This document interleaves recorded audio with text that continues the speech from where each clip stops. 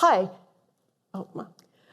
my name is Yvonne Z, and I will be talking to you about tech debt. When I was talking with Dan and Laura about this talk, I said, you do realize that I am not going to do the influencer-y one weird trick thing, right? Like, I can't tell anybody how to get their tech debt fixed, and that's the thing people always want to know. They said they understood that, so that is why I'm here. And I am speaking both as an engineer who tries to get tech debt addressed, and also as a senior enough engineer that people think I can get their tech debt addressed. Which, you know, sometimes I get lucky and I can, and that's super nice.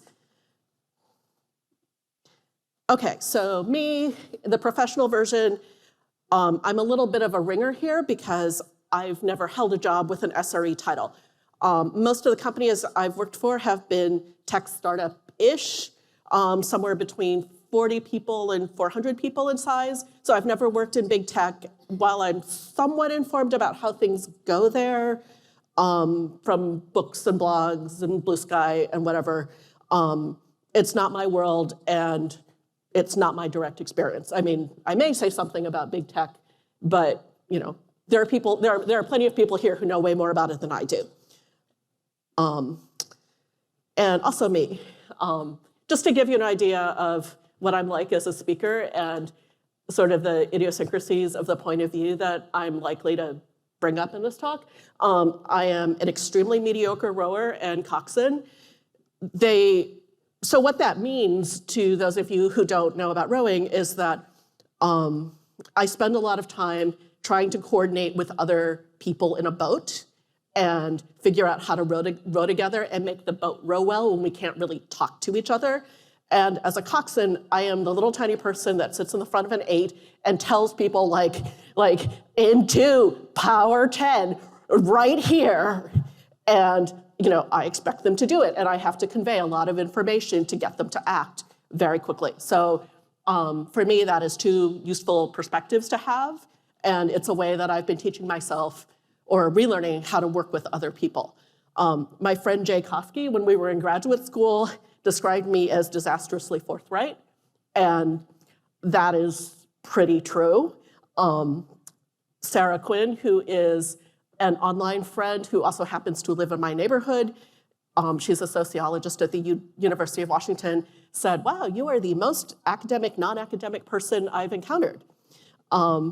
And my friend Ben Rosengart, who is also an online friend, the first time we met, he sort of looked at me and said, so are you the kind of person who tends to work on tech stuff when you're on a non-tech team and non-tech stuff when you're a tech team, when you're on a tech team? And I was like, uh-huh. And he's like, okay, we can be friends now.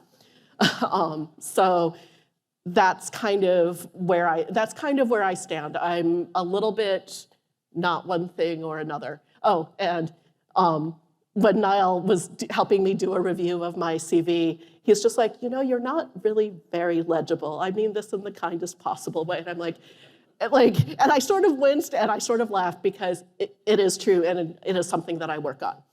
So to be really clear, this is not a talk about how you talk to your boss or a PM or that other team over there about tech debt, right? Like, this is a talk about using metaphor to think about the shape of your tech debt so that you have a better understanding of the stakes and the possible approaches that you can then think about how to convey to someone else. Like, I think a lot of times we skip the step of trying to use a metaphor that makes sense to us and kind of pretend like we're filling out a form. So we try to jump straight to, okay, what is the form asking for? Like, like value to customers or, business value or, whatever it is. And, we don't really sit down and think through like, okay, how do I think about this?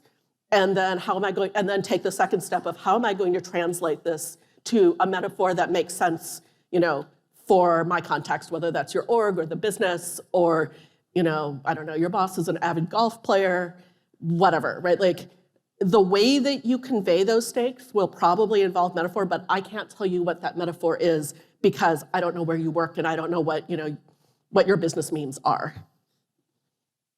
So I didn't notice until I was pulling the screenshot for the slide, but this is me almost exactly 4 years ago by the date, right? Like, so I wrote a Twitter thread, which is now archived at Blue Sky and Mastodon almost 4 years ago to the day, where I was ranting about tech debt. And I don't remember what motivated this, but I remember that I was in a mood. And it was just like, look, I really think that housework is the right metaphor for tech debt, for the thing we call tech debt, which I am fine calling tech debt, but like, we can't use that metaphor because we mostly, like in tech, like it's mostly been made up of people who don't do housework or manage housework being done.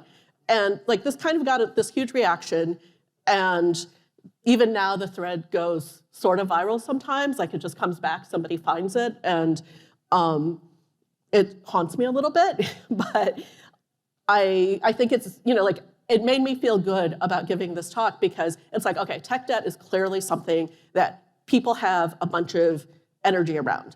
And the response to the thread made me think a lot about how we use metaphors to communicate and to think. So second social media slide. So Fred knows that I'm doing this, by the way, I did ask him. But this is absolutely not to embarrass Fred, but when I saw his post about how, just any, any random comment about a tech thing, like, can just provoke, this long stream of consciousness dissertation practically about it. But, it's like, if I have to make this into a talk, like, I am going to be jumping up and down on this for a couple of weeks to try to, like, get it into a shape where I can convey to people who can't stop me every other word, like, what am I doing? What am I even talking about? But to me, it's such a great example of how we can be very fluent talking about something when the stakes are low, but when the stakes get even a little bit higher, right? Like we just, like, we freeze or we do something weird, right? Like, to me, that's one of the things that makes dealing with tech debt hard is just the difficulty of talking about it to different audiences, right? Like, we can all go on for ages about the tech debt in our infrastructures, or in our organizations, and we have lots of opinions, and we can share them with, our professional colleagues at the conference bar. But when somebody with even like a little tiny bit of power to help us make it go away says, okay, I get you're upset about this. Walk me through it. Like, why does it need to go? And we're just sort of like, oh, it's bad, which is, not an ideal response, but in some ways, that's actually a better response than the thing that I have definitely done and that I have seen other people do, where we just kind of go into the weeds right in front of this person, and we start reeling off details and negative consequences while their eyes glaze over. It's like, and we can't stop. Like, at least when I get like that, I can't stop. I don't know about you. Maybe you have more self-control, right? But that response feels terrible to me because it makes it feel harder to me about having the conversation that needs to happen, because I feel like I've kind of messed up this first opportunity where, it's like, okay, they gave me an opening and I completely ran them over. Okay, I'm just going to need to take some time to recover, and we will have to regroup and try this again when I'm a little more together. So origin of tech debt as a concept, the canonical story is that it was coined as a, I don't know whether, as a linguistic unit, fine, by Ward Cunningham in 1992. There is a video where he's being interviewed, and he talks a little bit about this.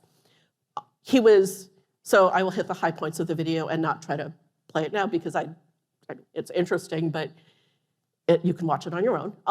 But he was very much influenced by reading Lakoff and Johnson's Metaphors We Live By at the time.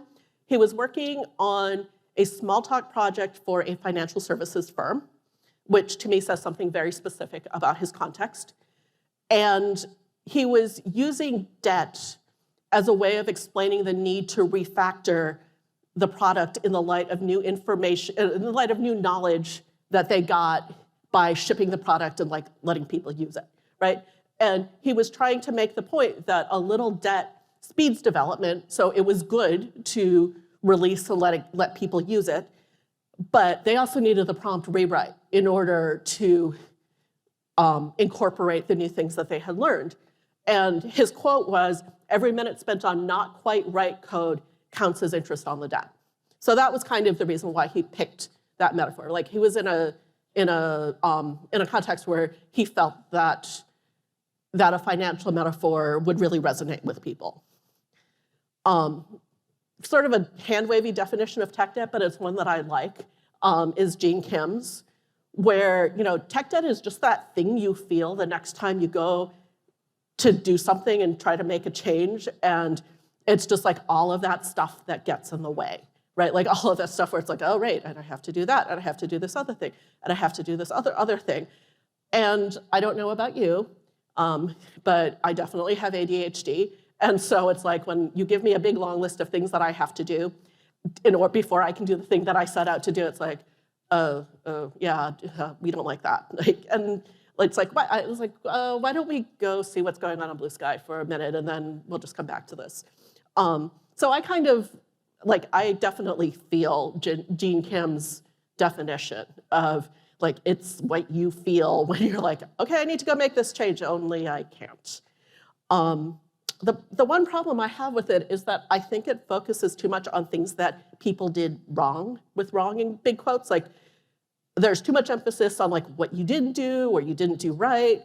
And I think that there's kind of a category of tech debt that we talk about as working engineers where, it's really okay, somebody did this thing, it probably made sense for a while, and now for some reason it just doesn't make sense anymore. We need to make it go away, and it's like, okay, but how?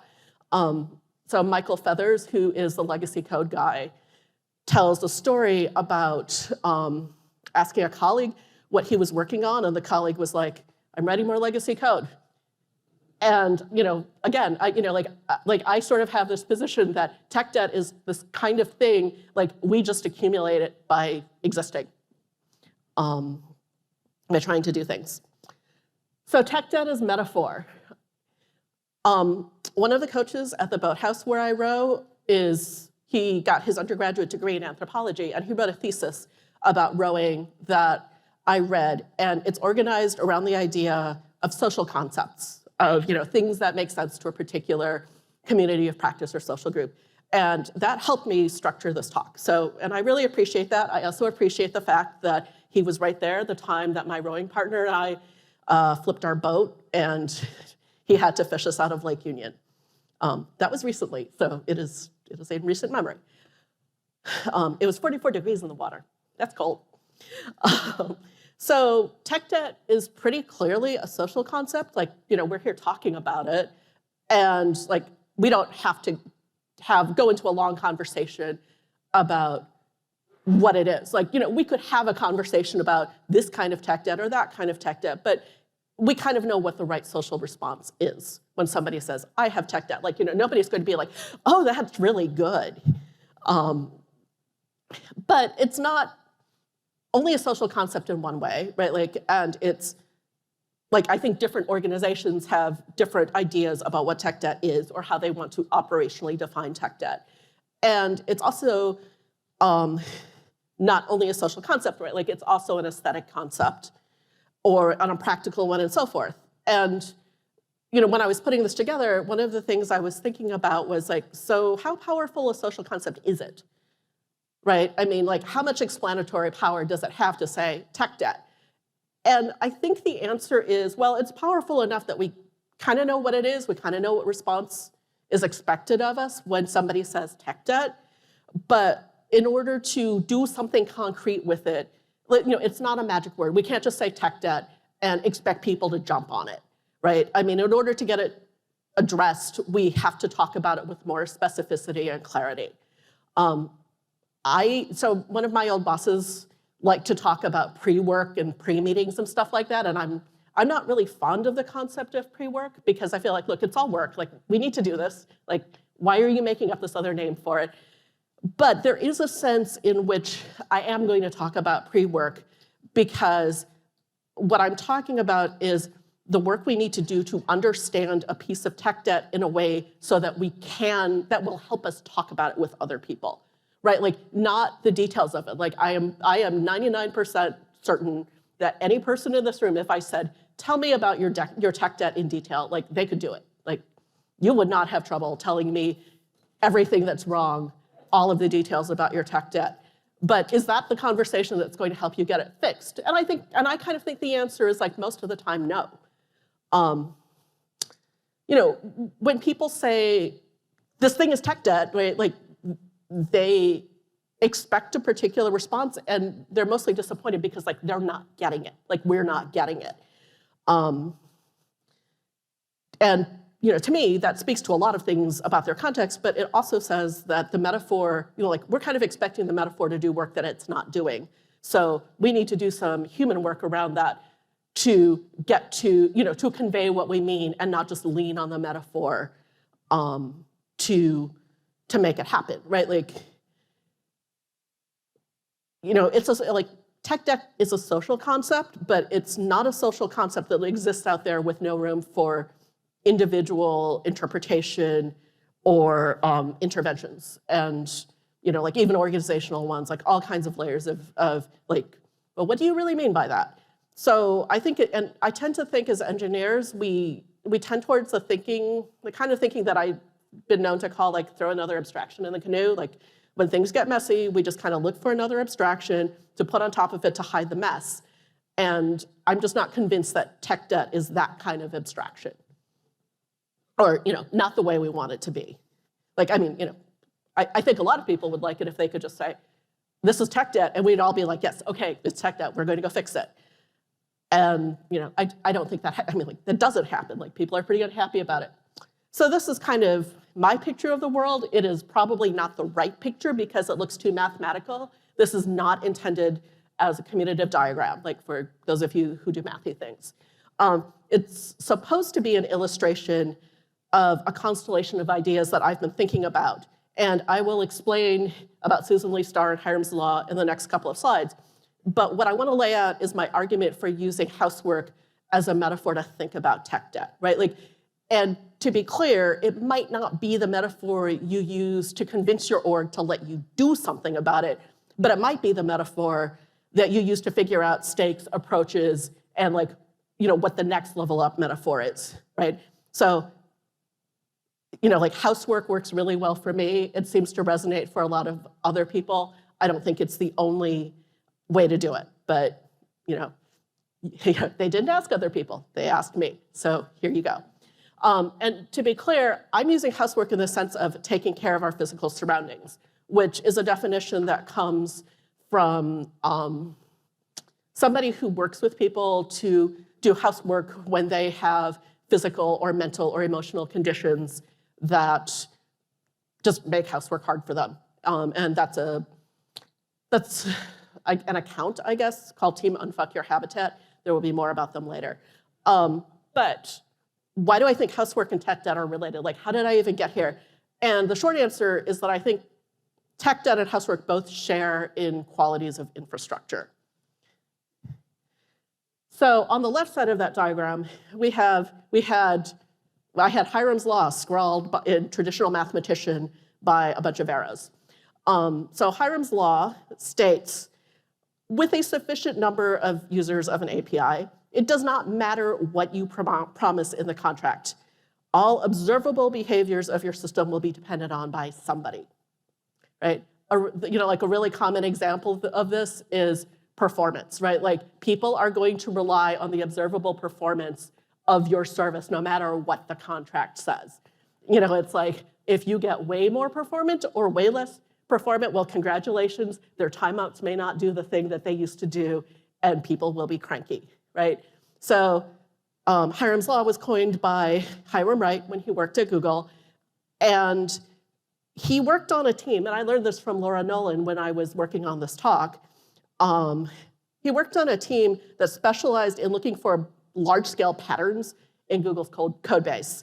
and automatically generating change requests to bring them into line with whatever their desired practice was. So I have the feeling that he knew the hard way about people depending on observable behaviors.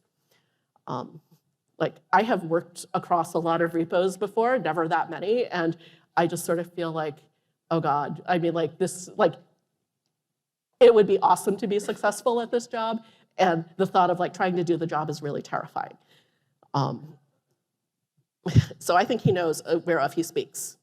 So I apologize for the wall of text, but this is Susan Lee Starr's Properties of Infrastructure. Starr was an American sociologist, and she's best known for her work on infrastructure and standards, in which she applied traditional ethnographic techniques and ideas to studying digital infrastructures. And there are links in my slide notes, which I will release after this talk. Anyways, Starr's point is that infrastructure is relational in the sense that it really depends on a point of view and an actor. So an infrastructural thing can be top of mind for some people and like nowhere on the stack for others.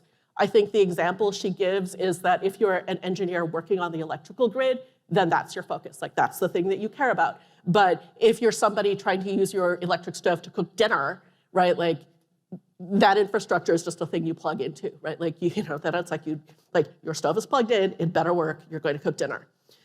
And to run quickly through her properties of infrastructure, you know, that it's embedded into and inside and with other structures like organizations and software and products, all kinds of things, right? Like, it's transparent to use in that it invisibly supports tasks, like the electric stove. A lot of us just, you know, like, we don't think about a lot of infrastructural things, and, you know, we kind of resent it when people don't think about the things that we support except when they break. And it's like, I'm sorry to break it to you, that is a property of infrastructure. So infrastructure has reach or scope, meaning that it extends beyond a single site or an event. It's learned as part of membership in a community of practice, right? Like all of us here. I mean, how many people have started a new job and they're like, oh, well, we have Kubernetes, and you look at it and you're like, what the? Yeah, see? I mean, and their path dependencies on previous practices, like, it doesn't just appear out of nowhere, right? Like, there are a bunch of stuff. It's like, well, you know, this thing is this way because of this decision that got made in the past that was really to work around that, but that no longer exists. And then you're just sort of like, okay, yeah, right. And so infrastructures also work with other infrastructures through shared interfaces, which is what it means to be part of a community of practice or conventions of practice. It's built on what came before, and it becomes visible on breakdown, my favorite. And it's also fixed modularly, not all at once, which I think is a very interesting point that we could talk a lot more about, but not right now. So here's my argument in a slide. Tech debt and housework share qualities with infrastructure that make housework a powerful metaphor for thinking about tech debt. And I'm going to be very specific here. So to me, I totally get why people want to talk about tech debt in a financial sense. Like, sometimes that can be really powerful because business leaders understand, you know, risk. They understand, you know, like things like interest. But I don't think that way. I have to do a bunch of work to get to the point where, like, I have a nicely packaged set of things that I can then apply, you know, that metaphor to. Like, at Chef, we had a bunch of corporate values, and one of them was do the right hard thing. And as you can imagine, like, we argued a lot about like what the right hard thing was, but you know, and it's a hard argument to win unless, you know, like, you can be clear about what you think the stakes are and argue for them. Like, you can't, you know, like, I feel like a lot of times people want to fill out a form and, you know, just like apply the meme, and it's like, well, you can't apply the meme. I think there is something to be explained. So there are lots of people, by the way, like in the discussion track today, there were a lot of people from FinTech there, and, you know, like, they really disagree about the they would not agree with me about housework being like a good thinking metaphor. Like they are so used to dealing with debt that for them, and they know way more about debt than I do, right? Like I was planning to read David Graeber's book on debt before giving this talk. It did not happen. But they know more about financialized debt than I do, so that makes it a powerful metaphor for them. One thing I do think is that part of the reason why financial things appear to be so legible is that there is a whole bunch of infrastructure built up around them. Like, there is record keeping and laws and regulation and specificity, right? Like even pretty small organizations generally employ people who work on maintaining a certain amount of clarity around financial debt. Like, whereas if you ask an SRE about tech debt, like usually we're just like, we sigh, we rant, or we launch into a horror story, right? There are times and places for all of those, but they're not necessarily the utterances that will help us think through our tech debt and get us help, and especially not from decision makers. Okay, examples of horror stories. We're going to do this. This is not an exact mapping of housework to tech debt story, by the way, and on a different day, I might put different stories with different lessons. Okay, the toilet, or people want, maybe need, to see a positive change. This is the story that when I said, I'm going to do this, and my partner was like, you are not. And I was like, yes, I am. So here we have a picture of a bathroom with a toilet in it. It is my toilet. It is not a particularly elaborate toilet, but it is extremely water efficient. We do not have this toilet because we deliberately set out to upgrade. I just want to point this out. Is this starting to sound familiar to anybody, right? The old toilet was fine, but it was original to the house and it wasn't water efficient, but it's not like there's ever a good time to replace a toilet. So, we talked about it for years and we're just like, well, I mean, it's just not that big a piece of work and we'd have to get somebody out and you would have to find somebody and I don't know, so it just didn't happen, right? The reason why we have this toilet is that we had a side sewer go out. Now, I think I can look around and sort of tell who's a homeowner here or especially a USEN homeowner. So this might require some explanation, right? So a side sewer is the part of the sewer line that runs from the street to your house. I learned from Niall yesterday that it's called a drop in Ireland. And critically, in the US, the thing that matters is that if anything goes wrong with it, it is your problem as the homeowner, right? So, and things that go wrong with side sewers are expensive because they are buried deep. I think regulation is 6 to 8 feet underground. And so, there's time for a lot of stuff to accumulate on top of your side sewer. Anyways, it's not like there's ever a good time to replace a side sewer, but I extra special resented having to do it in the 2 weeks between, in 2 weeks, right after Thanksgiving and a little bit before Christmas. It was not fun. And replacing it involved digging from the street level, then under a 6-foot rock wall, then up an incline to the house. It was a lot of work. And the plumbers, it took weeks, just, between people's vacations and, just the amount of work and things that they found along the way. But the plumbers were at the point of starting to put everything back when we realized that, being able to flush is really important, but we were also going to feel really bad about having spent all this money only to have everything look exactly the same as when we started. Right, see, okay, people have recognized it. So we decided to have the plumbers install a new toilet for us while they were there. And since it was sort of a spur of the moment decision, we just took the toilet that they had, which was a fairly fancy, very water efficient one. And we're like, great, this is nothing compared to the cost of replacing a side sewer. So there is a story that goes with this, which is package repos at Chef.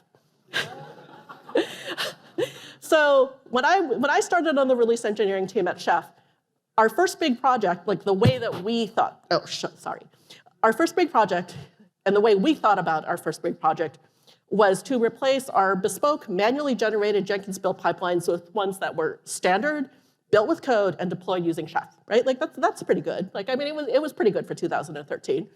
And we were really excited about doing this.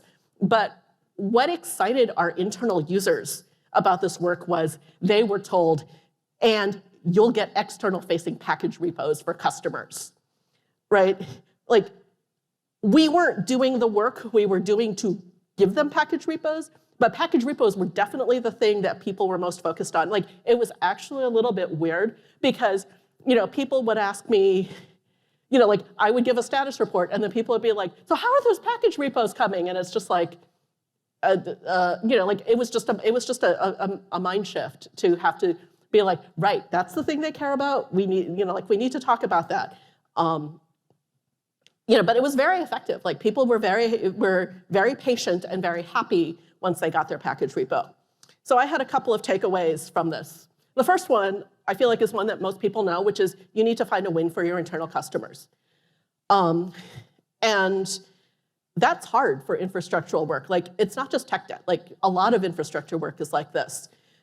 It's just not the kind of thing that your internal customers necessarily get all that excited about, right? Like, someone I know who might even be here, I thought I heard their voice, but I didn't see them, was talking about how their team, after a whole lot of work, started being able to support IPv6 for their company's customers. And they were so proud, and they announced it at a company meeting. People didn't know what it meant, and and that's really disappointing, right? Like, it can really help both you and your internal customers to have a win that they get excited about. Whenever I say that, somebody thinks I'm talking about, like, how you should do more work in order to make it so that so your customers can get a new shiny. And it's like, no, that's not what I'm saying at all, right? Like, technically, there's no reason why we couldn't have just given them package repos right away. But we had to get to, like, our argument was package repos don't mean anything unless you have a reliable build process where you don't get the thing where you have, like, not, like 10 pipelines run, and you get 9 packages uploaded, but one of them fails. Like, what does that even mean? That's an indeterminate state. Somebody would have to do something about that. And for me, one thing that made this project nice to work on was that the team was a pretty good mixture of people who had been at Chef for a while, so they knew all the lore, and the people who didn't, and didn't have any attachment to the way things were. So, it was nice, like, we could have replaced our toilet, and, we could have taken a weekend and done it. There would have been feelings, right? Like, having the plumbers do it, that was a good choice. So the fridge, or path dependence. This is my fridge. It does have Helm as a content management written on the whiteboard, and I will happily argue that, but not now.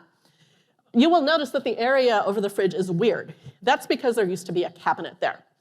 When our previous fridge died and we had to replace it, what we found out is that, to make a very long story short, American fridges have gotten bigger. My house was built in 1947. I can tell you that doors do not get bigger just because fridges get bigger.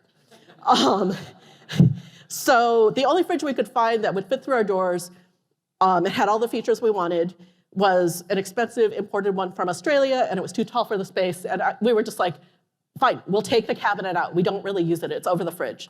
And getting the old fridge out was also a thing, and it convinced me that they must have put it in the kitchen when like the house was being remodeled and there were no moldings.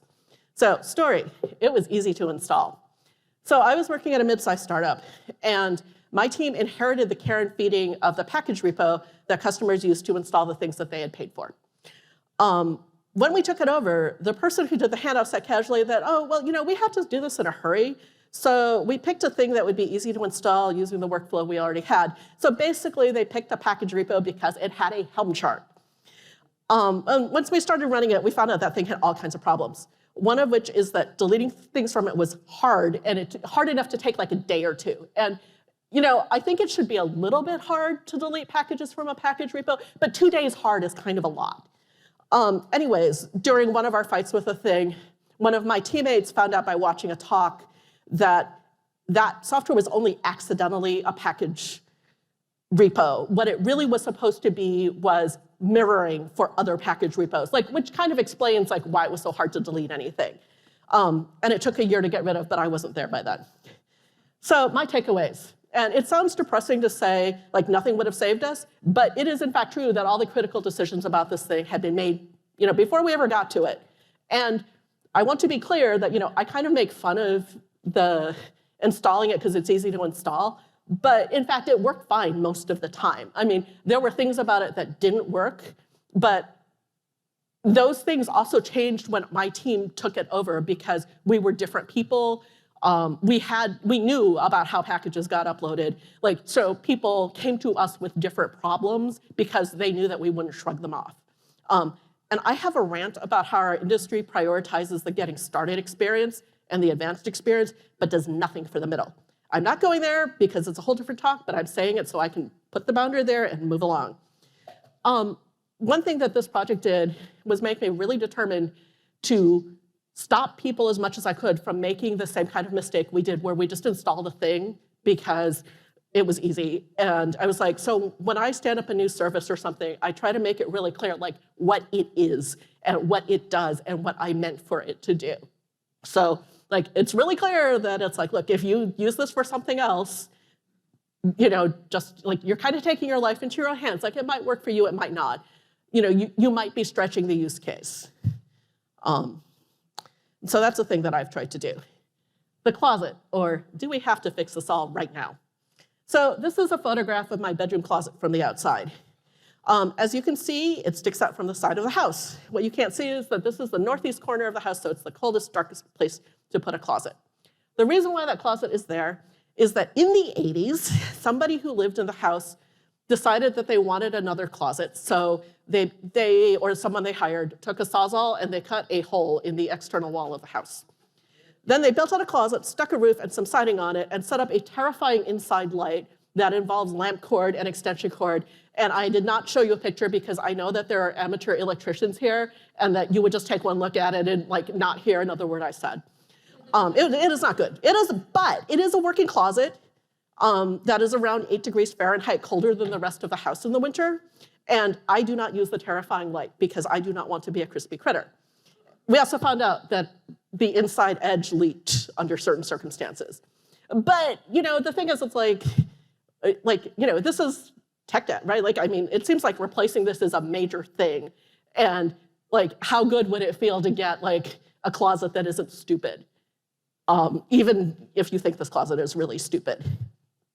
So what we tried to do was, when we've worked on other things in the house, we've tried to fix various things about the closet as appropriate. We had the roof fixed and we had flashing put on the edge so that it does not leak.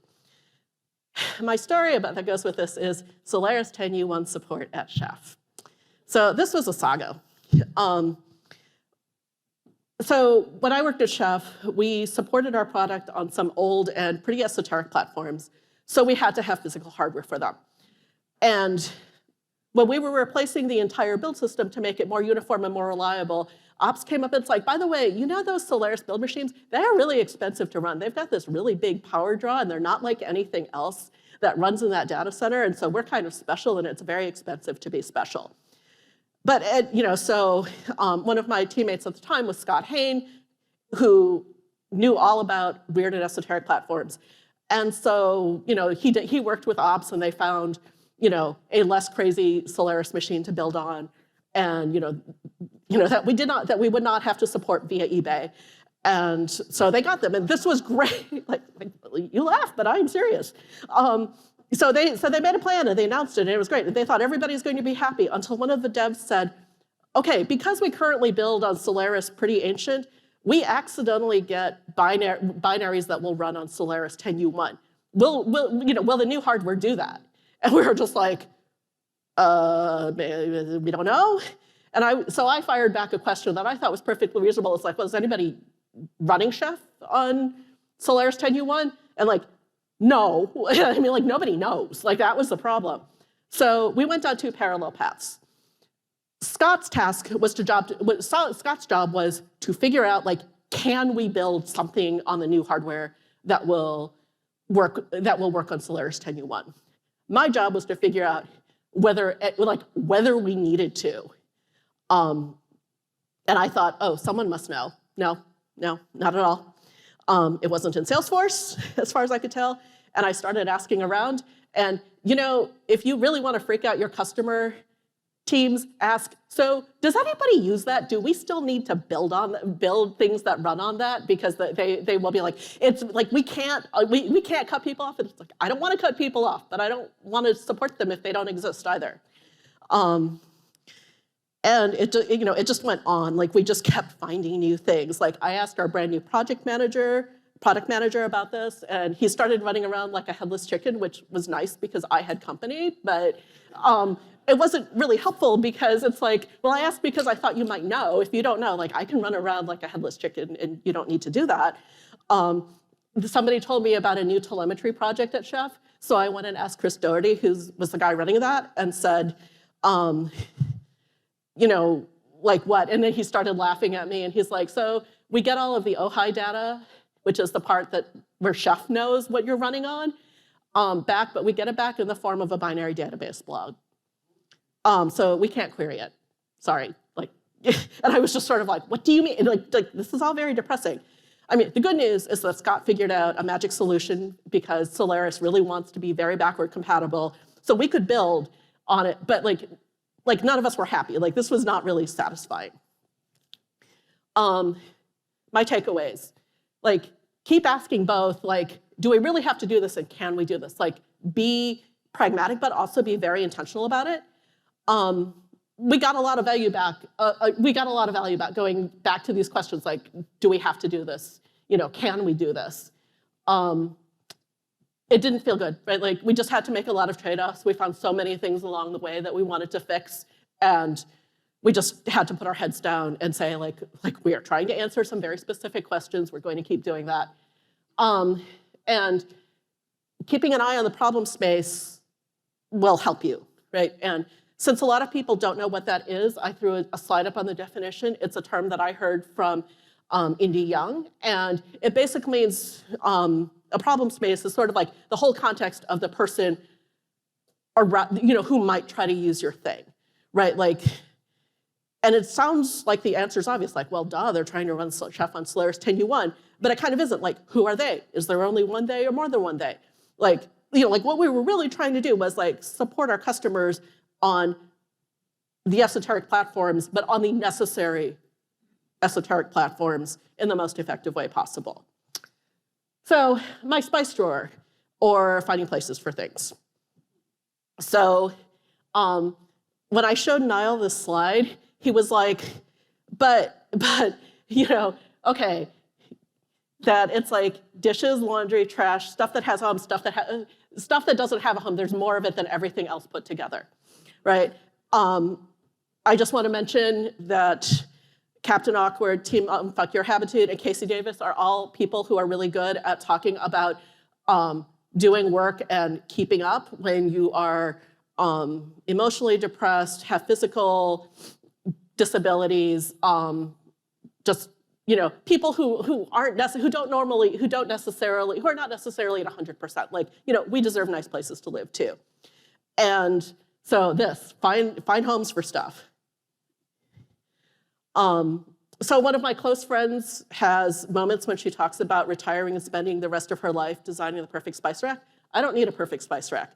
Like we settled on jars in a drawer labeled on top with the name of the spice where I can skim.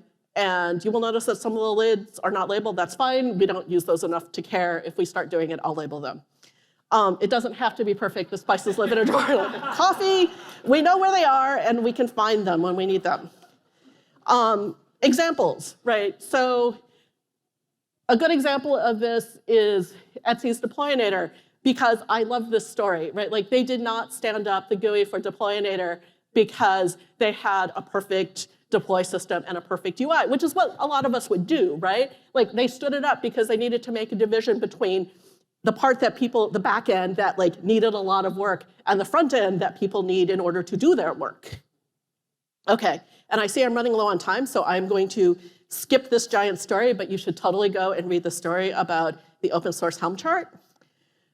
I do want to talk briefly about, I'm sorry, I have to show you this picture. This is what happens when we make a plan for getting rid of tech debt before when we get out of over our skis and do it, and we don't tell people, and we don't get people on board with, this is the problem, this is a problem, and convince them to get on board with doing the problem so that they can find the problem a home and get the right people on board. Like, what happens when we make a plan is that it is like this poor cat who has been denuded of all of his adorable floofiness, and like, he does not look like a happy cat. Don't do that. Okay, so what does all this mean? So our story so far is that housework, tech debt, and infrastructure are all connected, and tech debt and housework kind of rhyme with each other in how we can think about them because of their infrastructural properties. That thinking about tech debt, with and against the labor of keeping and maintaining a house, like, it's actually, I find it useful to think about, right? Like, it's a very rich area. Like, I have made all of these examples, and people are like, I see that. And it's like, yeah, I mean, like, are these the examples you would necessarily want to use to explain things to, your boss or your boss's boss or, the PM?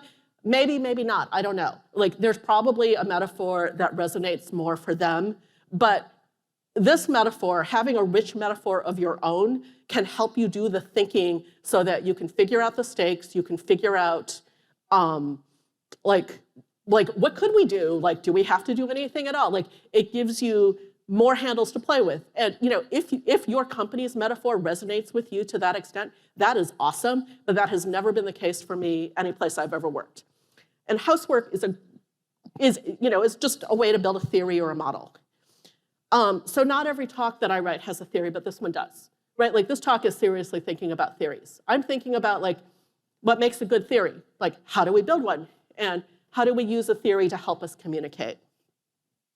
So the title of this talk is a riff on a beautiful paper by the scholar Bell Hooks called Theory as Liberatory Practice, which is about Black feminist theory and how it gets squished between feminist theory that come out of mostly white academic spaces, on the one hand, and spaces we're trying to think and generalize about your lived experience, like, is considered impractical.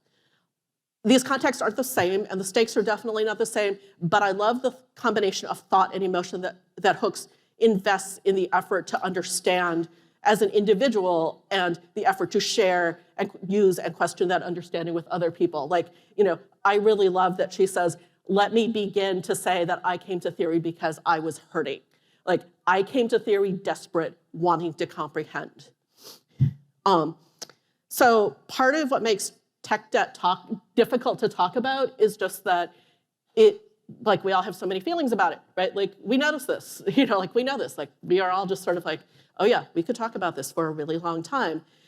And I think that on some level, those are feelings about entropy, and it's fine to have feelings about entropy. Like, entropy is big, right? Like, the second law of thermodynamics says that systems tend towards increased entropy, also known as greater disorder. Like, this is a big fight we're fighting here. Like, that's a pretty reasonable thing to have feelings about. Something that I want to throw out there is that, we should think about, like, what a collective response to that looks like.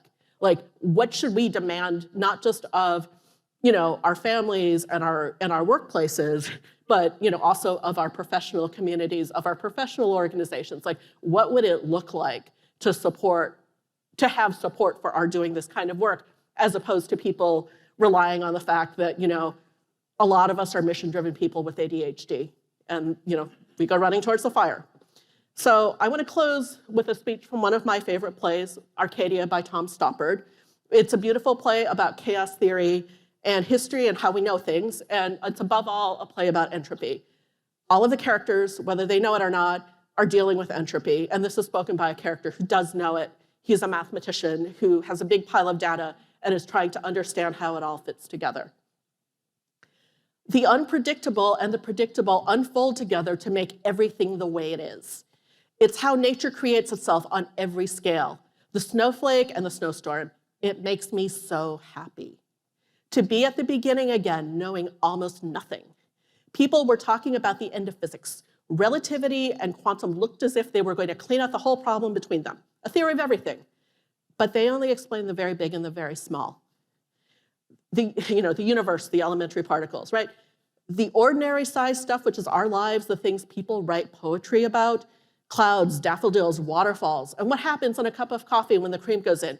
These things are full of mystery, as mysterious to us as the heavens were to the Greeks. We can't even predict the next drip from a dripping tap when it gets irregular. Each drip sets up the conditions for the next. The smallest variation blows prediction apart, and the weather is unpredictable the same way. Will always be unpredictable. When you push the numbers through the computer, you can see it on the screen. The future is disorder. A door like this has cracked open 5 or 6 times since we got up on our hind legs. It's the best possible time to be alive, when almost everything you thought you knew is wrong. Thank you.